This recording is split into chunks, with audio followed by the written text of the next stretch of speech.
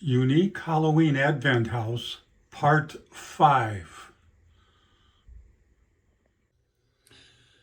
This is video 5, as announced in the front, and we've made some progress since the last time.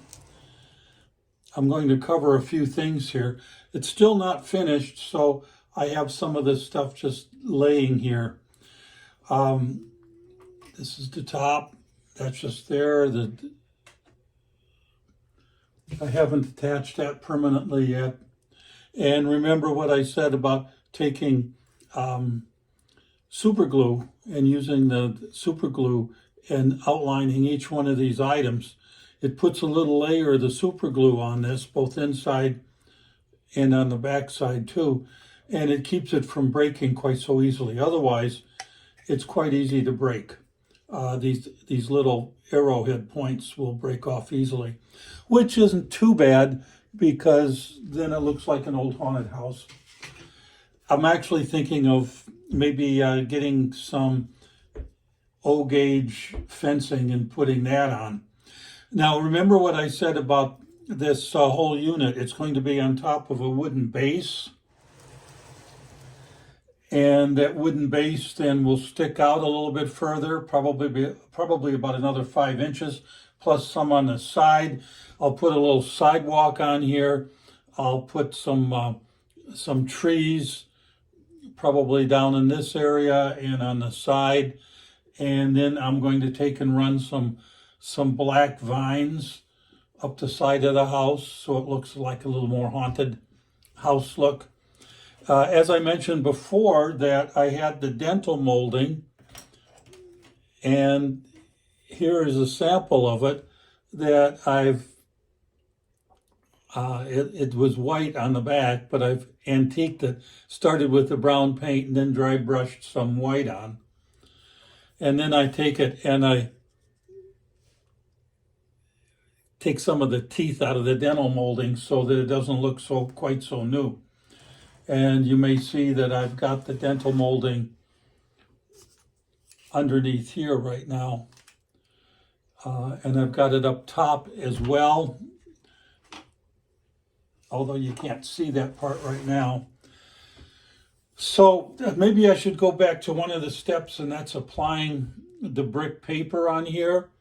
You might recall that I got a 124 paper. This is what it looks like. It's embossed, so you can feel a little roughness there. Makes it look a little more realistic.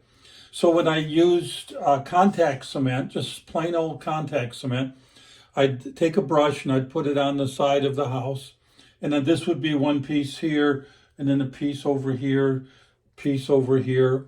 And then when you matched up the sides, you want to be sure that the bricks matched up so that one brick went to another one and it wasn't offset.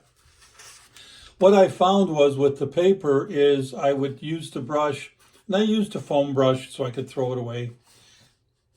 And when I put it on the paper, it dried up pretty quickly and was absorbed by the paper.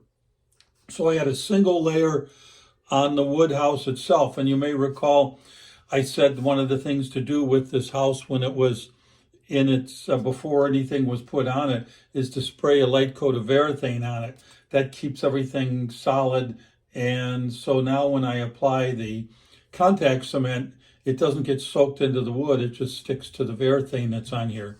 So it was a single coat on the wall and then a double coat. I'd put this on first on the paper, set it aside, put a coat here, bring this back, put another coat on, let it tack up. I didn't normally with contact cement, you check to see how tacky it is by putting something on there, lifting it up, and if it's all stringy when you lift it up, that means it's ready to apply. When that happens, though, it also means that when it's applied, you can't move it. Once you lay it there, it's on permanently. I did want to maybe adjust it a little bit, so I put it on when it wasn't quite that tacky. So if I needed to shift the paper a little bit, I was able to do that. Now, the other thing that I mentioned was we did not have these shutters on before. And in the manual, the shutters are put on with, there were little tabs in the wood. And I mentioned I didn't like those tabs. They came out and down, and they fit into, that's a shutter hinge, okay? So the tab would fit into the shutter hinge. I didn't really like those shutter tabs for several different reasons. Number one is when I put the tabs in, and this is a shutter tab, that's the hinge, and when I put it in and it goes, there's a spot for it to go right here, and you slide it in. When I put that in and then took the tab on the shutter and put it on, these shutters wouldn't close. They were overlapping each other, so the shutter hinge didn't work well. So if you want to use the shutter hinge for your shutters, you can, but you're going to have to move them further out on each end. Otherwise, if you don't move them further out, the hinges, these doors won't close. The way I found that it could be done is, here's what the shutter hinge looks like. And this is the original shutter hinge. You see where I drew a line there? Then I took some side cutters, or you could use a knife, and I just cut that little tab.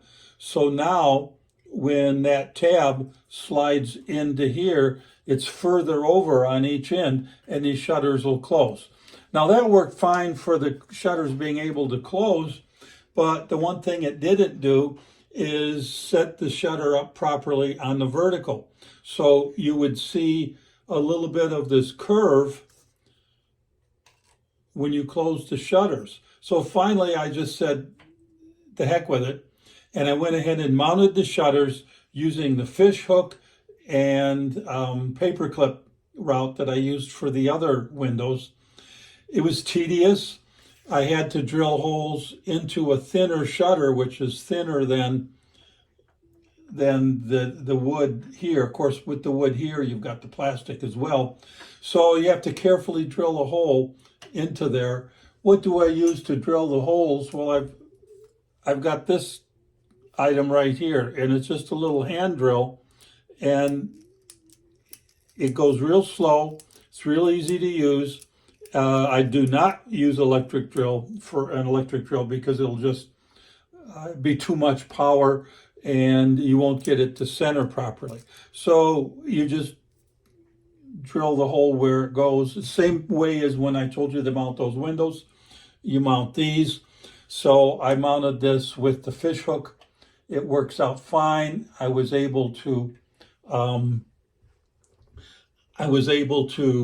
get them to line up vertically. Now, these shutters actually are not quite long enough to cover all the way from the top to the bottom. So, showing you one here is across the bottom here, I put a piece of wood. And what I used was this 1/8 by 1/8 balsa. And then I just cut the balsa and stained it and then put the piece of wood in here. And that blocked the bottom so you couldn't see light shine through here when this is closed. I like that. I think it's going to work out well. Now, the other thing I did, this one maybe not so much. Some of these I didn't put perfectly level, so when you open them up, they're a little bit crooked. That one's a little crooked. So when it opens up, it's sort of cattywampus, and it makes it look like an old haunted house. So I really like the way these turned out. It was a royal pain in the butt, putting all those little hinges on, but the result was fine. And what I like as part of this too is the nice dental molding, and that being around both there and here. Now, I didn't put dental molding everywhere. You might notice that I decided on the side here,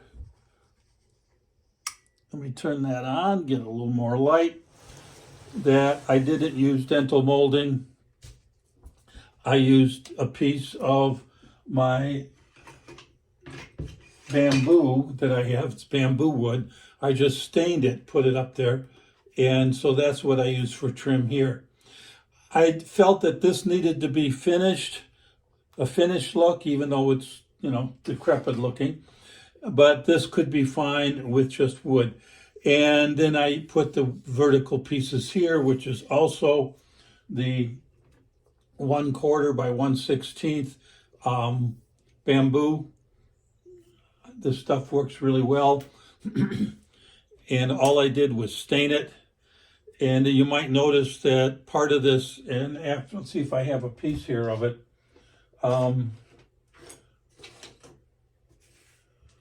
I don't, but I mean, what I did, you might notice that I made little notches and imperfections in this, so that as I did the whole process of putting on the side pieces, I could take side cutters and I could just notch out a small piece like this, and then you have a little divot sort of and then when you stain it, it looks like it's sort of falling apart. Let me take this out. So I'm going to be ready to put in some pictures soon. I've been promised these pictures for a long time, but apparently they are on their way from my daughter's house.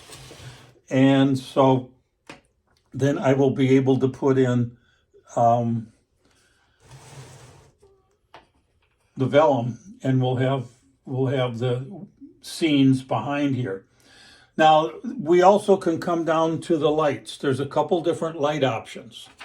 One of the light options I tried first was, it's a battery operated LED Christmas light set. And the only problem with battery is that it's not probably as bright as if it were plugged in. This will give you a whole array of different options on how it looks. It wasn't too bad, but one of the things to remember is when you have this and you have something dark here, which would be your vellum of, and I thought I had one here, but if you vellum of a picture of whatever you want, something creepy, then it's dark. So you need a lot of light coming from the back. So I've decided not to use this battery operated set. Now the battery operated set, if you wanted to use it, I'll show you what it looks like now, because I've got a little clip of that.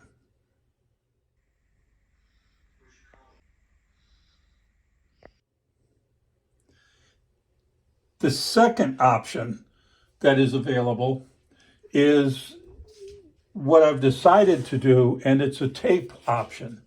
It comes with a remote control, but what it is LED on a tape. It actually is quite bright. It's hard to probably tell on the video, but I also have an example of what that would look like. And using the tape, it will look like this.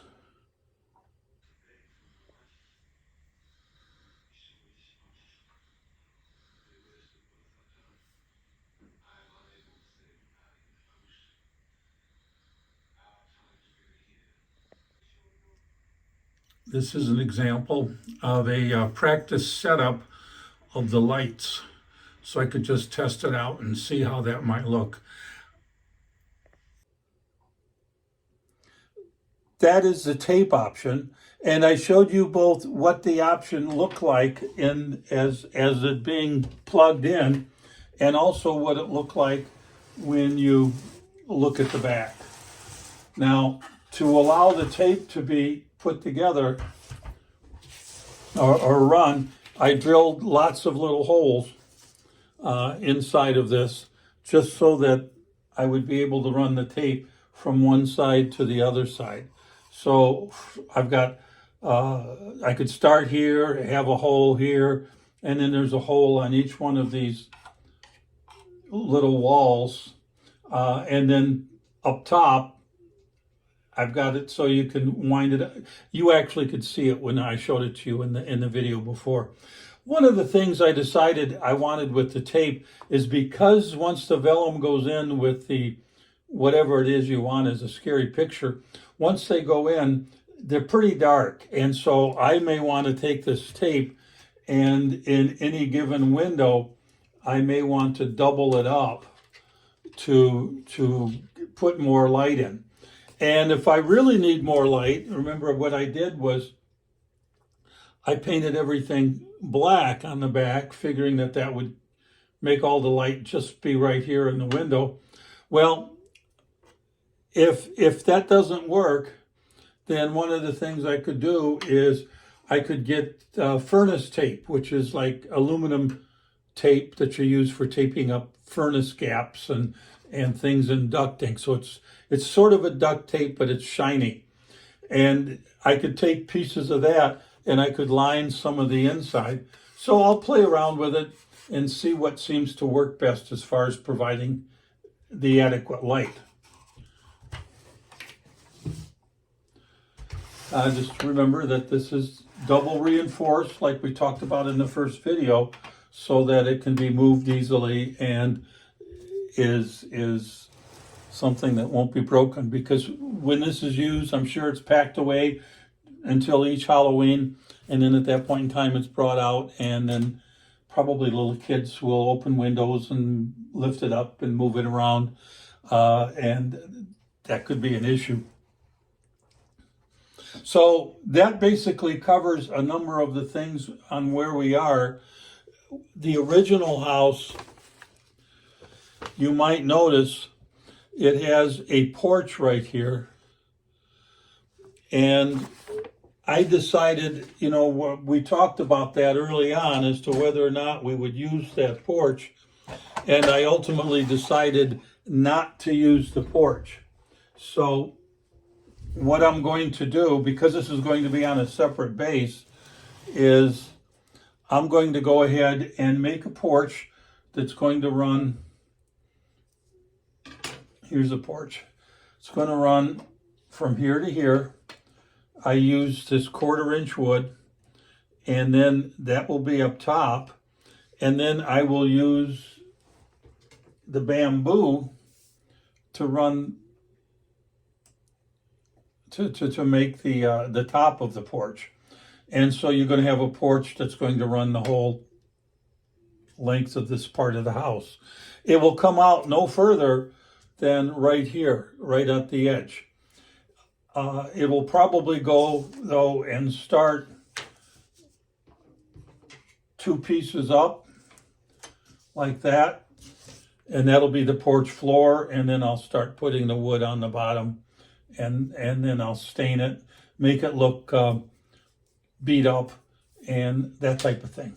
So I do plan on putting that porch down.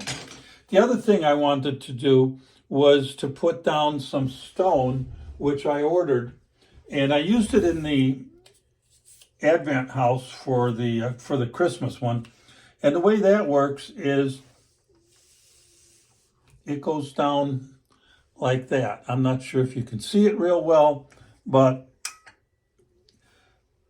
it makes it look like there's a stone foundation. And to build it out so it would stick out, I put these pieces of bamboo and put a double height on there. And this is all going to be stone with a single piece at the far end down here. It's not going to go up as high because otherwise the window would be in the way. So I ordered this stone paper, supposed to be embossed like the brick. And I thought, well, that'll look pretty nice. And when it came in, it turned out to be pretty crappy. So I cut a piece, I tried it on there, and I said, that's not going to work. So I ordered some more. I had a really nice stone foundation for the Christmas Advent house. I ordered it from Italy, and it was a special order, and it took weeks and weeks and weeks to get it in, but it was super stuff. And I thought I might have had some left, but apparently I don't. So I've ordered something in the meantime, see if that won't work. And if push comes to shove, I may just leave this base right here, since it's mostly going to be covered up by the porch. It might not look too bad as is. We'll see. That's it for this video, and I will give you some more information once I start mounting the vellum in here, and we can then, once that's done, we can start putting it all back together. I think I told you before, I did want to do some adjustments to the back, and the way that's going to work,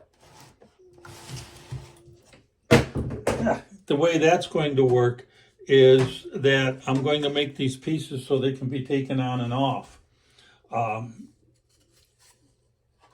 This piece goes right here, and what I'm going to do is it'll just clip in, and then I'll just temporarily hold it on. So if someone ever wants to take it off and get to the vellum, they can. The same thing for the back. What I'm going to do with the back is, this is the back piece, and there's a piece that goes up here. And what I'm going to do is mount this, but I'm going to actually cut it here and here, and then across like this. Then I'm going to take some of this wood and put it on the outside, and then I'm going to lay another piece over the back of it, and then either put little screws in it or some other way to connect it, so that at any point in the future, if someone wants to, they could remove the back, and then they can get to the vellum and then change some of the pictures inside. I get a little nervous about the idea of putting something in there and then having someone go and say, maybe one of the little kids think that it's really a neat picture, and then open the window and then poke it out. It could be put in by getting the vellum picture, sizing it to the right size, and then putting a thin bead of the super glue around it, and then you get something like wax or something a little bit sticky, like tape with a little stick in it, and then put it in and then pull it back this way, and it might lock it in enough that it would super glue in. Yeah, it's like building a ship in a bottle if you do that. It can be done, but it's probably not the best way, and if there's an easier way to do it, then why not? That takes care of this. Next time you will see hopefully you'll see all the vellum in. I will then put on the roof. I've used all the parts. I don't have any parts left at this point. A couple parts for the porch, but I'm not using that porch. So it's just a matter of taking the items that I've finished, like the various chimneys, and then mounting them in and that type of thing. Once that's done, of course, I'll run the tape, check the brightness level, and then I'll put together the back, and we'll be pretty well done. It may take longer once I start the base, because I'm going to get some twigs and make some craggly, scrawny trees with no leaves on them. As I say, I'm going to have, I use yarn and paint it black, and again, use little fish hooks, and I make that to be, crawling up the wall like some kind of vines. And I'll probably have a little sidewalk, and I expect I'll probably have a little bit of a fence out in the front with maybe a gate, maybe not. So it's going to be not just a house, but it's going to be a whole unit. Look forward to speaking to you again with part 6.